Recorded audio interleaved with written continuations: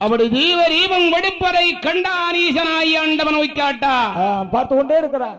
ஆகா, கொடுக்குகிற தீபத்தை அடித்தடைத்தான். அனைத்தான் ஈசன் மகனாய் ஆண்டவன் தீபம் ஒடுக்குகிற நேரம் ஒடுக்குகிற தீபத்தை அடித்தார். அனைத்தான் அனைத்தான் அல்லவா? ஆண்டவா இறைவா. ஆமா தீபாவளி. அதனால் இந்த பூஜை எனக்கு வேண்டாம் ஐயா. ஏன்பா?